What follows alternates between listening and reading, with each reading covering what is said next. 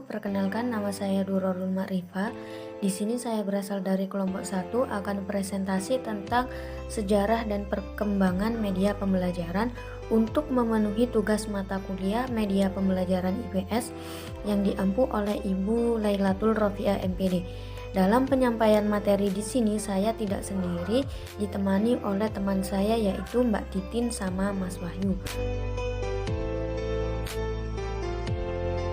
Langsung saja masuk ke dalam pembahasan yang pertama yaitu pengertian media pembelajaran. Kata media berasal dari bahasa Latin yang merupakan bentuk jamak dari kata medium yang secara harfiah berarti perantara. Beberapa di antaranya mengemukakan bahwa media adalah sebagai berikut.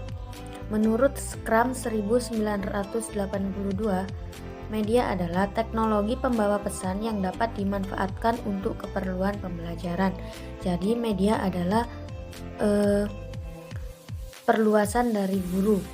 Jadi selain media itu adalah guru itu sendiri, media itu bisa berupa alat-alat yang diperlukan untuk proses pembelajaran. Yang kedua, National Education Association memberikan batasan bahwa media merupakan sarana komunikasi dalam bentuk cetak maupun video maupun audio visual. Bentuk cetak di sini bisa berupa bahan pelajaran dan audio visual bisa berupa film atau video-video yang berkaitan dengan materi pembelajaran. Yang ketiga, Briggs berpendapat bahwa media merupakan alat untuk memberikan perangsang bagi siswa supaya terjadi proses belajar. Jadi media di sini merupakan alat yang membantu untuk merangsang siswa agar terjadi proses belajar. Yang keempat, Association of Education Communication Technology memberikan batasan bahwa media merupakan segala bentuk dan saluran yang dipergunakan untuk proses penyaluran pesan. Pesan di sini yang dimaksud adalah bahan materi atau bahan ajar yang diberikan kepada peserta didik. Jadi segala bentuk dan saluran yang dapat menyampaikan pesan atau bahan ajar tersebut disebut media pembelajaran. Yang selanjutnya, Gagne berpendapat bahwa berbagai jenis komponen dalam lingkungan siswa yang dapat merangsang siswa untuk belajar itu disebut media pembelajaran. Jadi, berbagai jenis atau komponen apapun dalam lingkungan siswa yang dapat merangsang siswa tersebut untuk belajar itu disebut media pembelajaran. Itu menurut Gagne. Yang selanjutnya, menurut Miyarsu 1989, segala sesuatu yang dapat digunakan untuk menyalurkan pesan yang dapat merangsang pikiran, perasaan, perhatian, dan kemauan siswa untuk belajar itu disebut media pembelajaran. Jadi segala sesuatu apapun untuk menyalurkan pesan, bahan ajar yang dapat merangsang pikiran atau perasaan, perhatian, dan kemauan siswa itu disebut media pembelajaran. Selanjutnya, menurut Hennig 1993, media merupakan alat saluran komunikasi. Media berasal dari bahasa Latin yang merupakan bentuk jamak dari kata medium yang secara harfiah berarti perantara.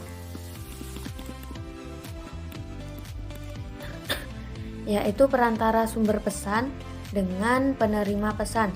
Sumber pesan di sini yang dimaksud adalah media tersebut dan yang dimaksud penerima pesan di sini adalah peserta didik. Hennig mencontohkan media ini seperti film, televisi, diagram, bahan cetak, komputer, dan lain sebagainya. Contoh ini bisa dipertimbangkan sebagai media pembelajaran apabila media tersebut membawa pesan dalam rangka mencapai tujuan pembelajaran. Media pembelajaran di sini selalu terdiri dari dua unsur penting, yaitu peralatan atau perangkat keras atau disebut hardware dan unsur pesan yang dibawanya atau disebut software. media pembelajaran memerlukan peralatan untuk menyajikan pesan. Jadi misalnya medianya itu berupa gambar ataupun buku, jadi peralatan untuk menyajikan pesan tersebut adalah guru. Namun, yang terpenting di sini bukanlah media pembelajaran itu sendiri, melainkan pesan atau informasi belajar yang dibawakan oleh media tersebut. Perangkat lunak di sini adalah atau software di sini adalah informasi atau bahan ajar itu sendiri yang akan disampaikan kepada peserta didik. Sedangkan perangkat keras atau hardware adalah sarana atau peralatan yang digunakan untuk menyajikan pesan atau bahan ajar tersebut. Dari berbagai pendapat di atas dapat ditarik kesimpulan bahwa media pembelajaran adalah wadah dari pesan. Materi yang ingin disampaikan adalah media pembelajaran dan tujuan yang ingin dicapai ialah proses pembelajaran. Sekian presentasi dari saya, ada kurang lebihnya mohon maaf. Materi yang selanjutnya akan disampaikan oleh teman saya. Saya akhiri, wassalamualaikum warahmatullahi wabarakatuh. Terima kasih.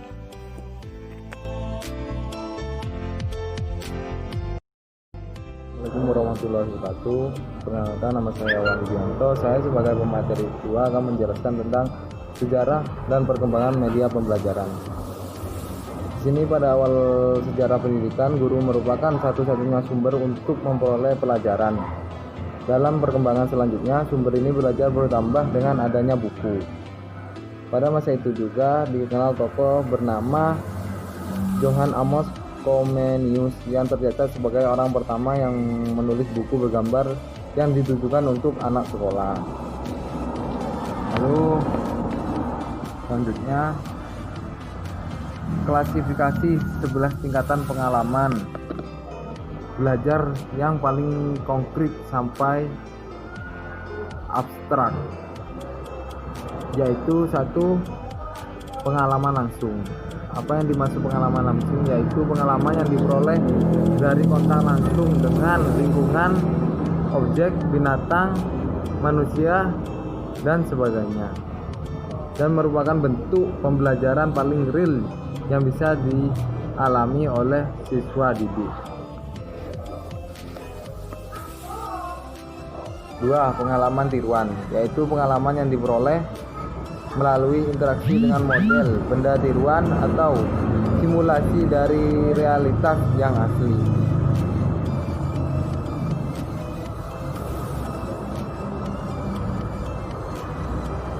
3. Pengalaman dramatisasi, yaitu pengalaman yang diperoleh melalui permainan, sandiwara boneka, permainan peran, drama sosial yang mencerminkan objek asli yang hendak dipelajari. 4. Demonstrasi, yaitu pengalaman yang diperoleh dari sebuah pertunjukan. 5. Dharma wisata, yaitu sebuah pengalaman yang diperoleh melalui karya wisata.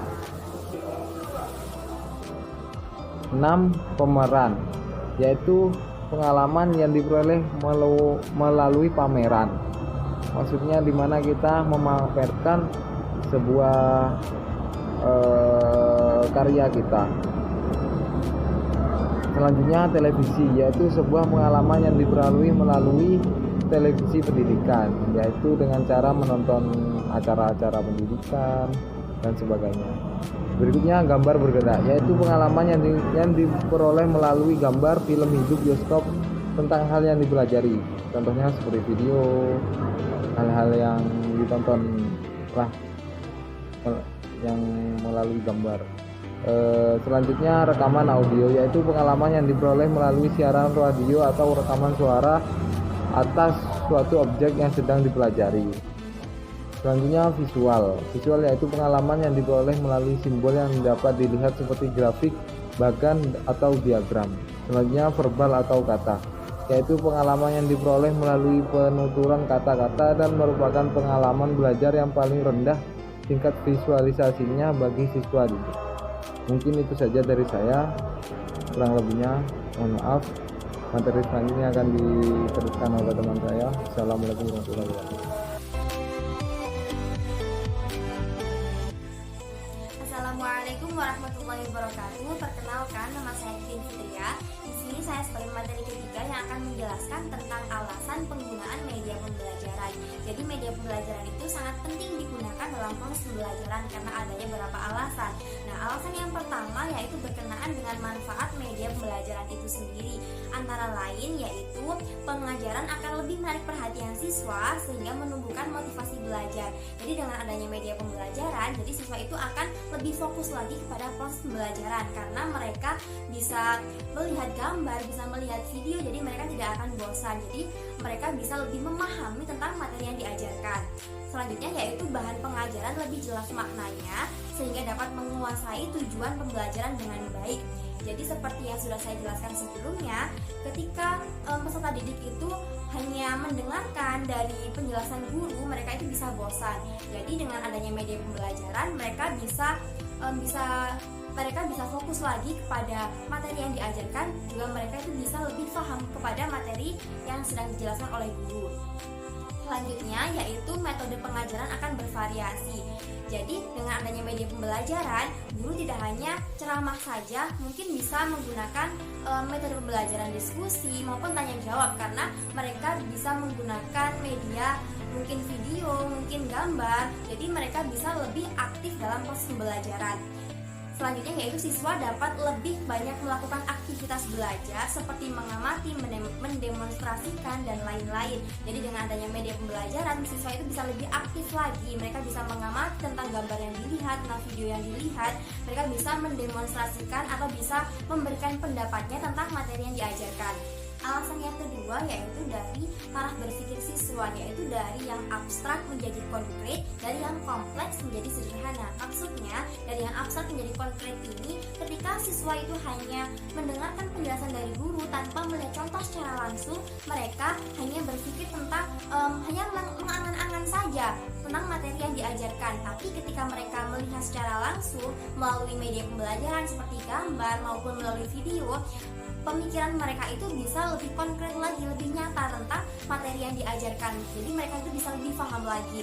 Terus yang kedua tadi yaitu tentang berpikir yang kompleks menjadi sederhana. Maksudnya dari berpikir yang rumit menjadi lebih sederhana lagi. Jadi tentang pembelajaran yang mereka pikir itu sangat sulit, ketika mereka menggunakan media pembelajaran, ketika mereka melihat gambar, melihat video, mungkin mereka itu bisa lebih paham lagi. Jadi mereka akan lebih berpikir tentang, jadi mereka itu bisa lebih paham lagi, jadi lebih bisa menyederhanakan tentang materi yang diajarkan. Menurut Alisa Diman, terdapat beberapa alasan seseorang itu memilih media pembelajaran.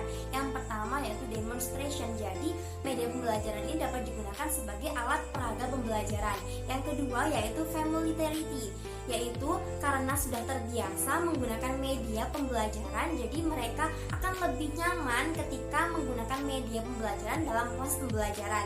Yang ketiga yaitu clarity, yaitu ingin memberikan gambaran atau penjelasan yang lebih konkret. Jadi ketika ada media pembelajaran, ketika ada alat peraga dalam proses pembelajaran itu akan lebih nyata. Mereka tidak hanya peserta didik itu tidak hanya mengangan-angan tentang materi yang diajarkan, tapi mereka bisa melihat contoh secara langsung. Yang keempat yaitu active learning. Jadi guru dapat membuat siswa itu dapat berperan aktif baik secara fisik, mental maupun secara emosional. Jadi ketika guru itu dapat memilih media pembelajaran secara tepat, maka proses pembelajaran itu dapat terlaksana dengan baik. Jadi itu sangat membantu dalam proses pembelajaran. Mungkin hanya itu dapat saya sampaikan. Atas kurang lebihnya saya mohon maaf. Terima kasih. Wassalamualaikum warahmatullahi wabarakatuh.